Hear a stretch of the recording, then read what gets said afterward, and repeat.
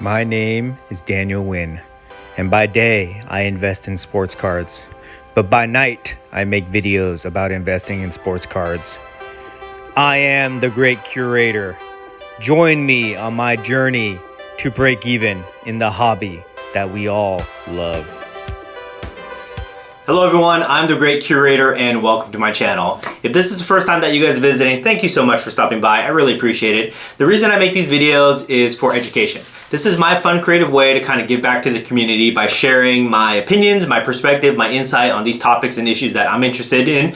It's also a way for me to kind of use the YouTube platform to spread my message of positivity and civility within the hobby. I'm on a mission, guys, and I need your help. I want us as a community to come together to set a very high standard of conduct, high standard of civility within the hobby that we hold each other accountable to. I believe that if we do that, we can weed out all the bad actors that are kind of trying to ruin the hobby, that are trying to take advantage of us. We can weed them out because they will not be able to meet that high standard. And we can do this very easily, guys. All we have to do is just be nice, be honest, and be respectful to each other. These are all things that we should be doing anyways. These are super easy things to do. They don't cost us anything, guys. But if we can do that, I believe that the community will be stronger for it. I believe that the hobby will grow and the values of our cards will rise, okay? That is my master plan. That is my mission statement. I need your guys' help to do that. We need to form what they call, well, I saw somebody write this in the comments before, I want to form a curator army where we spread this message across the hobby. So help me, guys. If you believe in this, if you agree and you want to help, please subscribe, like, share, all that good stuff. That helps me spread my message. That encourages me to continue to make these videos for you guys. So please help out there. Okay, let's talk about today's topic, which is understanding the difference between market value versus perceived value. Okay, guys, market value versus perceived value. And the reason I'm making this video is that I recently saw a post on card porn where they were highlighting some guy's complaint about some recent PWCC auctions that ended, where he was complaining that cards that he valued at like $50, $60 were going for like $20, and he was saying that he was giving away money because PWCC wasn't advertising, and he was so upset, right? And this caused a lot of controversy that day because card porn highlighted this. I don't even know who that guy is, but he was just complaining about this for whatever reason, right? And it kind of made me think, like, he was looking at his cards. First of all, they were junk wax cards, right? But junk slabs, you know, so he's lucky he even got $20 for them. But he was looking at these cards and he was thinking that the market value of these cards was like $50 or $60. So therefore, that's what they should sell for. But in reality, they sold for what somebody was willing to pay for it at that time. And this is something that I always preach to you guys, okay? Just because a card sells on eBay or PWCC or something like that does not mean that that's the actual value of the card. The value of the card is whatever somebody's willing to pay for it at any given time, because these are collectibles, guys. These are not commodities that freely trade, okay? These are collectibles. So we have to understand that. But a lot of people don't see that distinction.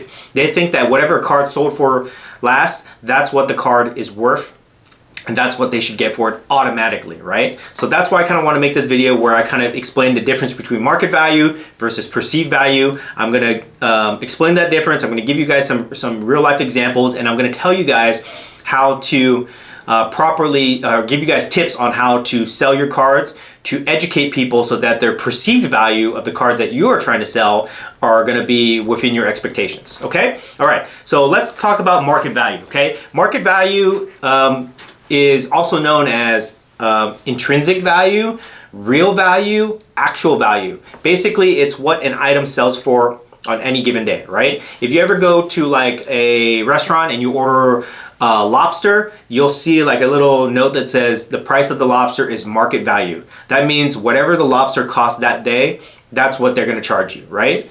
People think that also applies to cards. But we know that that's not always the case, especially at auctions. When you run cards at auctions, you never know what they're going to end at. With the exception of very few cards that are very heavily transacted, like a Luka PSA 10 or something like that, most cards don't have a real, what I would say, market value, okay? It's like they can go for any price at any time, all right? So what they really have is what I call perceived value. Perceived value means what somebody is willing to pay for that item based on what they believe that item is worth to them. Okay, that is perceived value.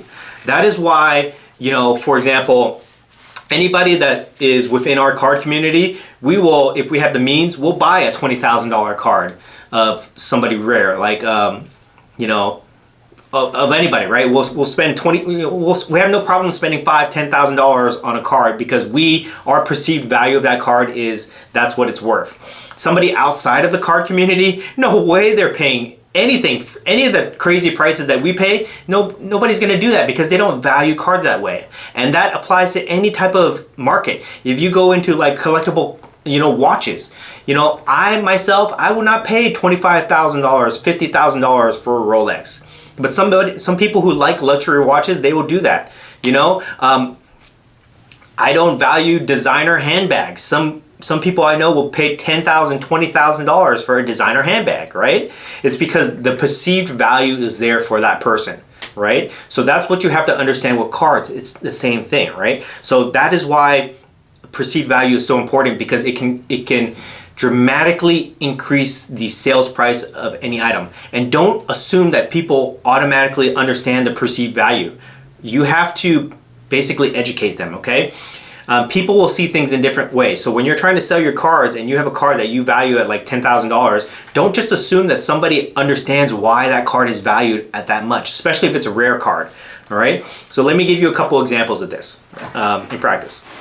Number one, Michael Jordan, the Michael Jordan PSA 10 card that sold at PWCC a couple months ago for $840,000. That was like a record at that time, right?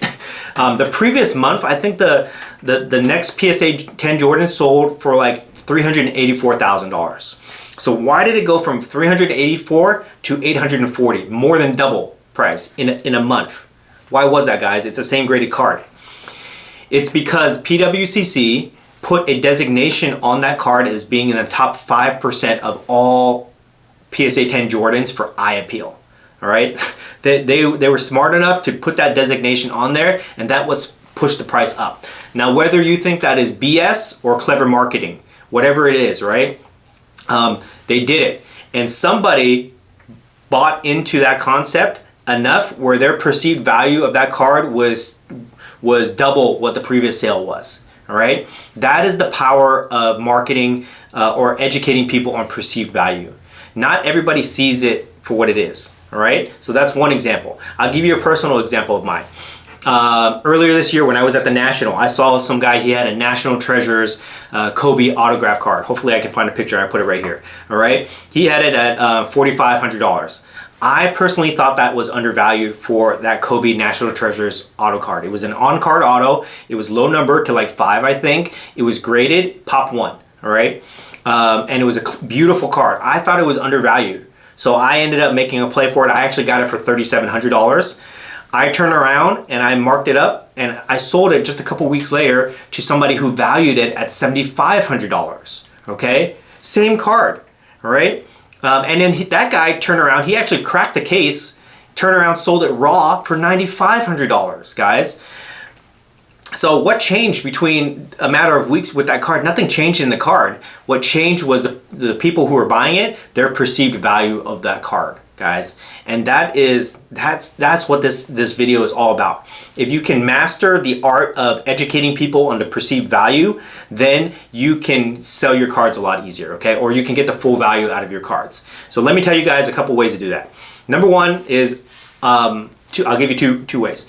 Number one is understand that not everybody understands what the value of a card is. If they're not familiar with a card and they walk by your table and they ask you what the price and you tell them like $5,000 or whatever, they may, in their mind, they may think it's a $200 card. And hearing that price will really turn them off and they'll walk away, right?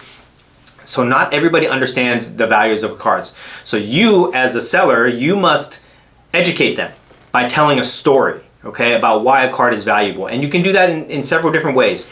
If it's a BGS card that has subgrades, you can highlight that the subgrades are very good and that adds premium value. If the card is special or unique in a certain way, whether it has good eye appeal, whether it's a low number, whether it's a matching jersey number, whether it's very rare or scarce, there's a lot of ways that you can highlight this, but basically whatever you value the card at, you have to explain to the other person why they should value it the same, okay? And if you can do that and you can change their perceived value of the card, then you will get closer in terms of trying to move a card at the price that you want to. Okay, guys? So that's it's a very basic concept, okay? But a lot of people always get it wrong. Market value on cards doesn't mean anything, all right? A card will sell for whatever it sells for at that time for whoever is willing to pay for it. So market value, get that definition out of your head.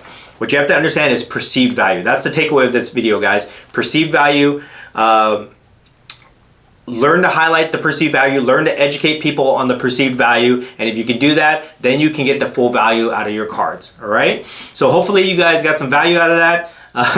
Value out of this. Hopefully you guys understood that. If you do, please take that skill, apply it to the card shows this weekend. I'm going to put this video out on Friday, so you can hopefully use these lessons and apply it to your card show adventures this Friday or this weekend. If you do, let me know in the comments. Tell me what you guys think. Tell me if you guys understand the concept of perceived value. Interact with each other in the comments, guys. That's what I like to see. And that's it, okay? So please like, subscribe, share, all that good stuff also, okay? That really helps me out, guys, and I will see you in the next video. Thank you.